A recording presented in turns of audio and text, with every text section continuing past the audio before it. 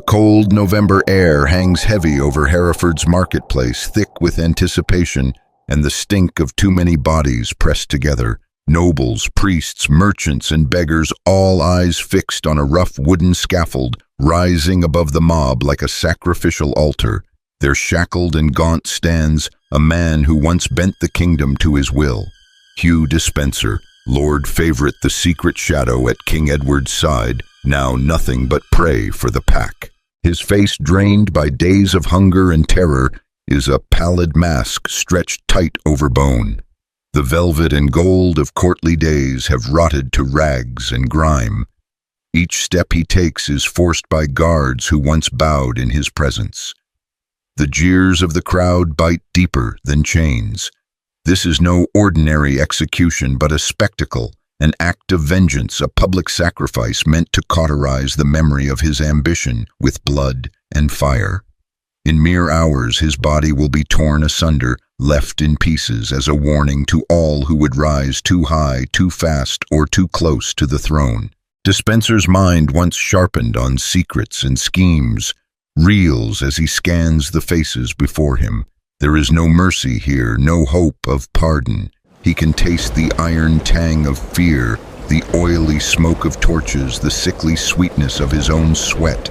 Every sound, priest's prayers, the muttered curses, the howl of the mob, drives splinters into his skull. He remembers with cruel clarity how he once whispered in the king's ear, made lords tremble, rewrote the order of England for his own pleasure and gain. Now power is gone. All that remains is flesh exposed and trembling, awaiting the butcher's art. The scaffold creaks. Ropes bite into his wrists. Cold metal gleams, ready to unmake what once seemed inviolable. The crowd leans forward, hungry for the spectacle of destruction, their eyes reflecting torchlight and hatred.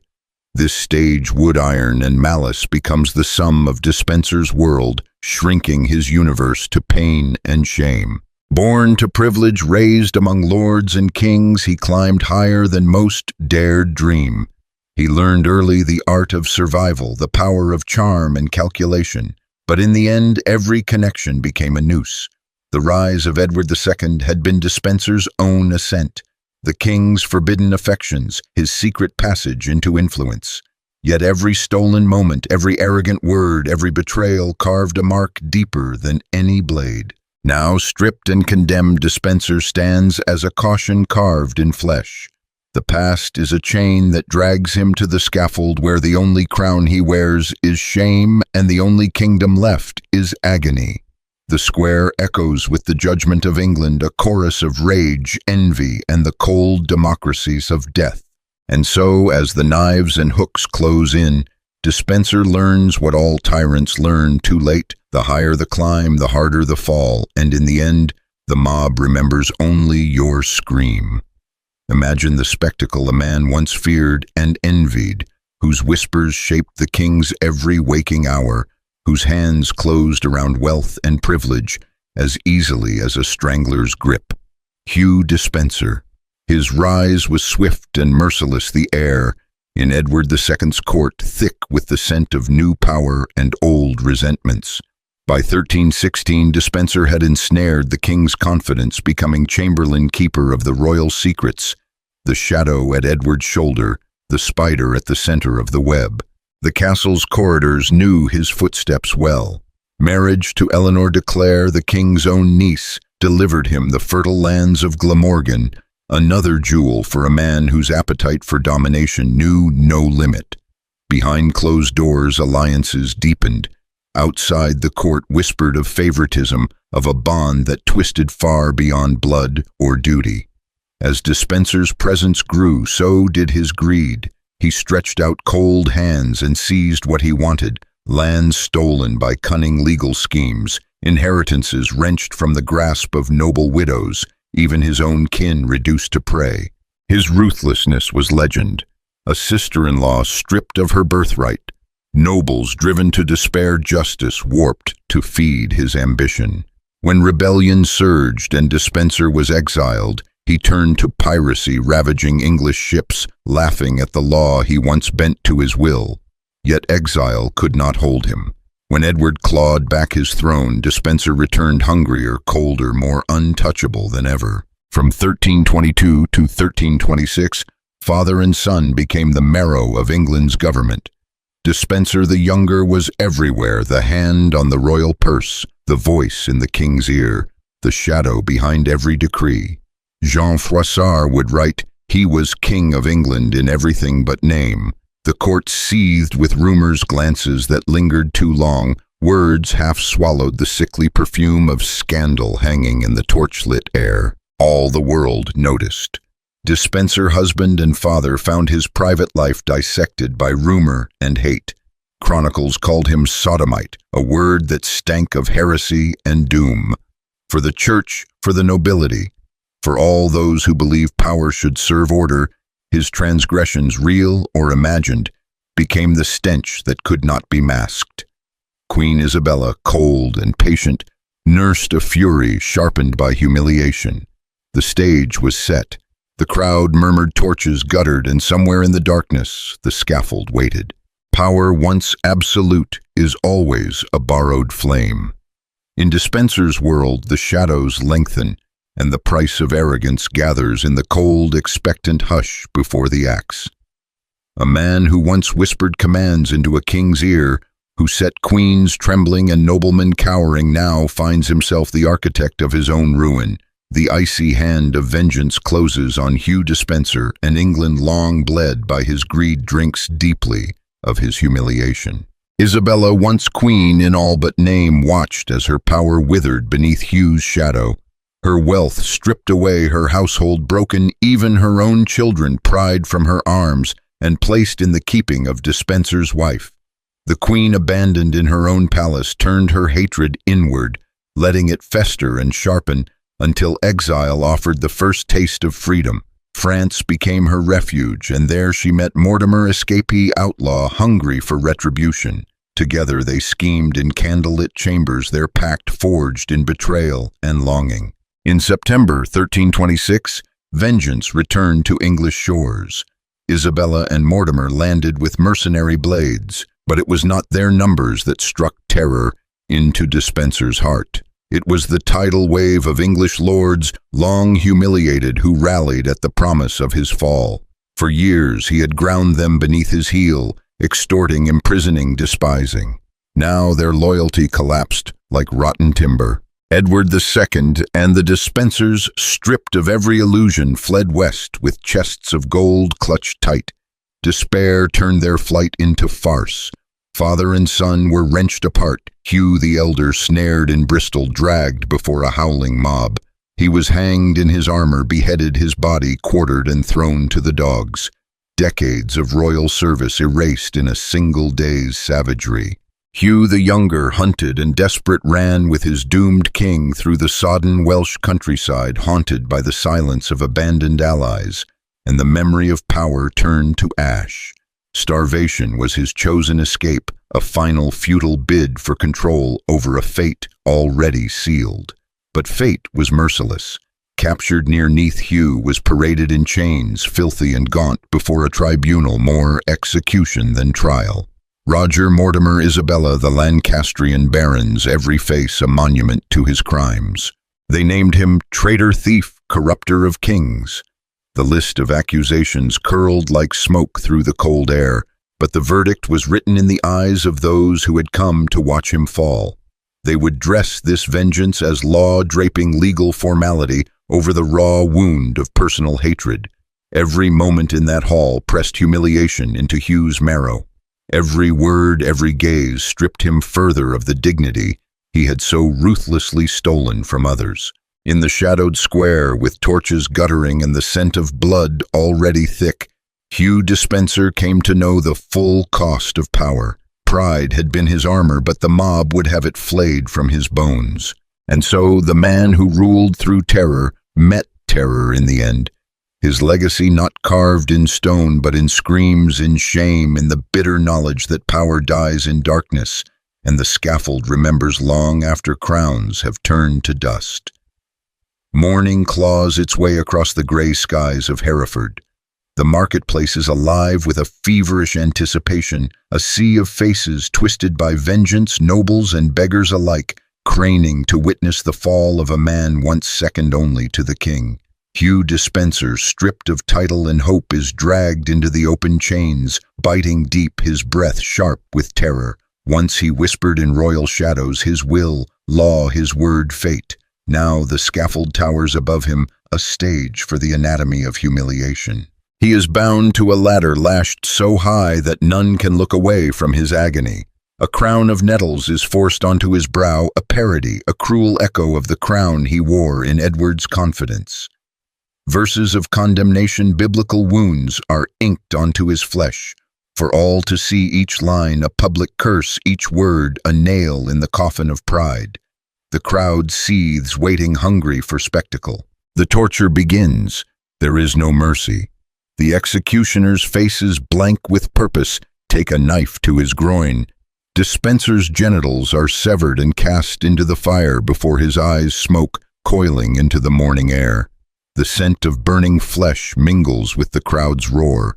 This punishment, chosen for its symbolic cruelty, is meant to erase not just the man, but his sins, real or imagined, against both crown and nature. He remains conscious. His abdomen is opened with slow, deliberate horror. Entrails spill out hissing in the flames. The agony is primal, his scream a sound that is not human, knifes through the square and echoes from stone to stone, a hymn of retribution that delights his accusers.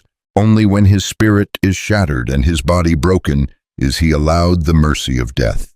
He is hanged, then beheaded, his corpse quartered and scattered to the corners of the realm, a warning nailed into the marrow of England. His head, impaled above the city gate, stares down on London's cold streets, lips twisted in the rictus of final disgrace. This was vengeance made flesh, punishment calculated to expiate every transgression and every rumor of corruption, to cleanse the kingdom with fire and steel. His mutilation is a ritual, a spectacle meant to purge not only Despenser, but the very memory of his influence over Edward, their whispered secrets, the shadow of forbidden passion. The castration, the burning, the division of his body, all are judgments rendered in blood, each act an exorcism of what he had brought into the heart of power. Years later, Eleanor de Clare, his widow, is granted the right to gather what little remains ahead. A femur, a handful of shattered fragments, all that endures of Hugh Despenser, once the architect of a kingdom's fate, is dust and bone, a relic of horror buried on cold Gloucestershire soil. So ends the architect of ruin, a lesson carved in agony, that in the end the scaffold waits for every shadow that lingers too long behind the throne. The man who once stood beside a king, whispering into the crown's ear, wielding power as if it were birthright, now lies broken in the shadow of Berkeley Castle. Shackled, filthy, he is no longer lord of England's fate, but a prisoner awaiting the machinery of vengeance. The chill of September 1327 creeps through the stone and into his bones.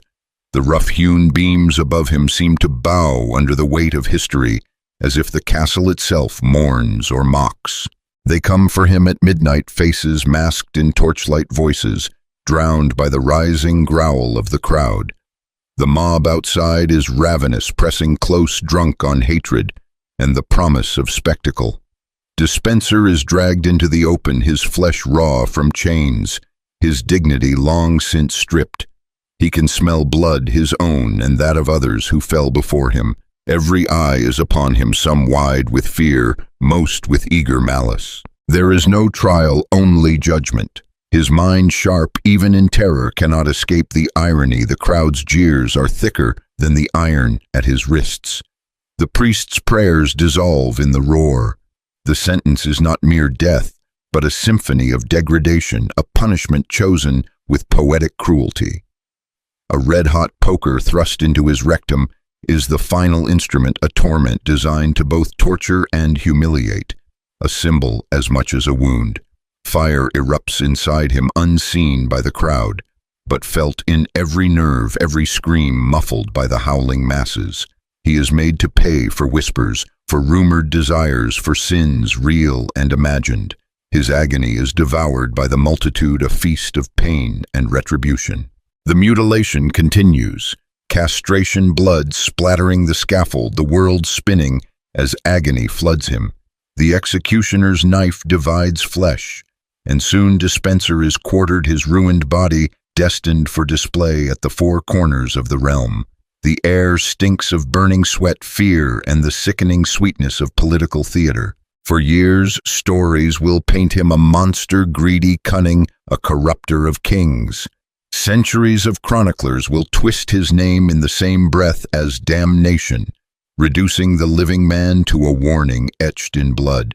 Yet behind the legend stands a truth power.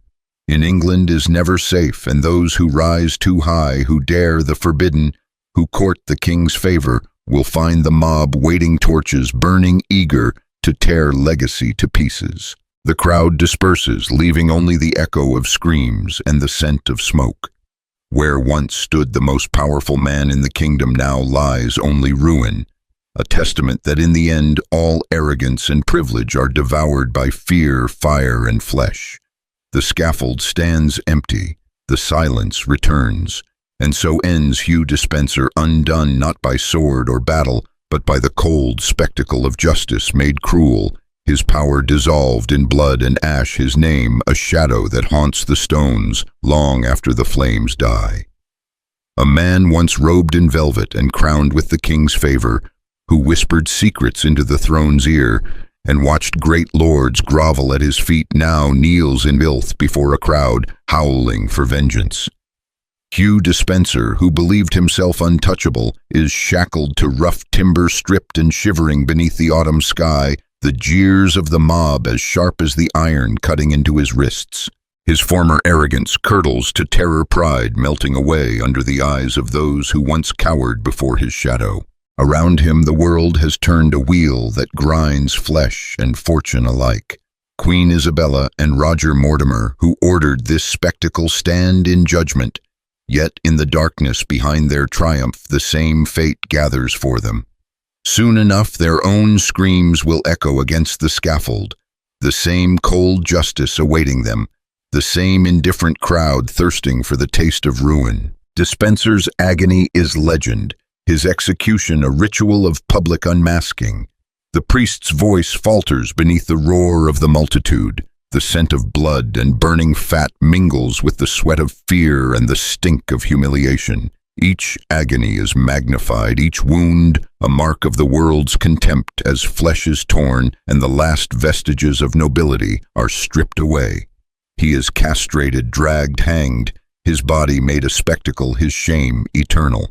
Centuries later, the echo of his downfall still curdles the air. His name lingers in chronicles, cursed and reviled, voted the greatest villain of his age, a wraith haunting the margins of history, revived again and again in drama and tale forever, the figure of corruption incarnate. Yet the horror of that day, the crowd's merciless joy, the machinery of power grinding on these truths, are not relics. They are mirrors held before us still.